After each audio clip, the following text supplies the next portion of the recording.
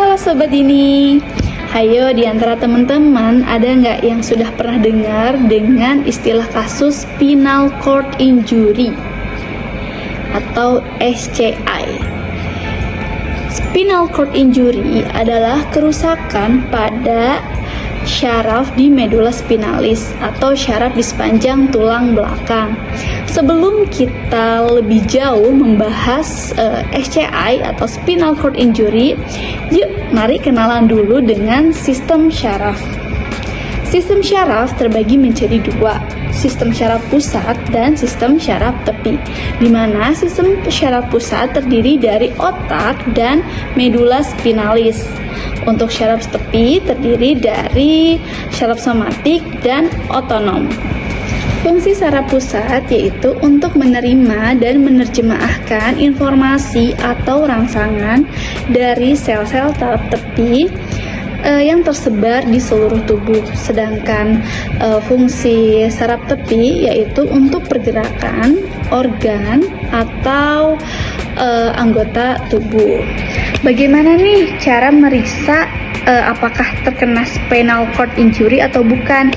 Jadi yang tadi ya, bisa langsung datang ke petugas kesehatan, biasanya lebih tepatnya ke dokter spesialis syaraf atau ke rehab medik. Nanti itu akan ada rujukan mengenai untuk melakukan tindakan radiologi, baik MRI, ronsen, CT scan dan sebagainya. Nanti bisa kelihatan terjadi masalahnya itu di mana. Sekarang kita masuk lebih jauh mengenai gejala apa saja sih yang ditimbulkan oleh penderita spinal cord injury. Yang pertama ditandai dengan adanya rasa nyeri yang menyengat di area bisa leher, bisa di area punggung, bisa di area pinggang. Kemudian pasien juga bisa merasa kesemutan, bisa di area 4 anggota gerak, 2 lengan dan 2 kaki, atau juga sensasinya bisa hanya di tangan atau di kaki. Kemudian adanya gangguan kencing dan BAB. Biasanya kalau terjadi gangguan kencing dan BAB, permasalahannya ada di area torakal atau lumbal. Kemudian denyut jantung mulai melemah serta gangguan fungsi seksualitas. Itulah beberapa tanda gejala yang harus kita tandai atau waspadai terkait kondisi spinal cord injury. Nah, kemudian langkah apa nih yang harus kita lakukan ketika kita atau mungkin saudara tetangga yang mengalami keluhan seperti itu?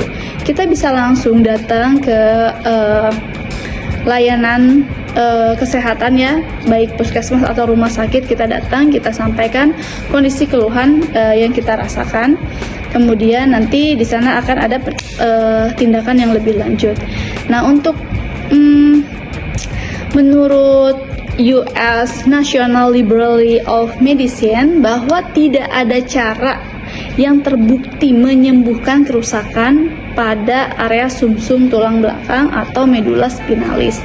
Jadi untuk kita tenaga kesehatan fisioterapi khususnya, kita fokus pada upaya pencegahan lebih lanjut. Jadi agar tidak memperburuk keadaan yang sudah terjadi, setidaknya kita mempertahankan agar tidak semakin parah dan meningkatkan aktivitas fungsional agar tetap bisa berjalan atau beraktivitas seperti biasanya.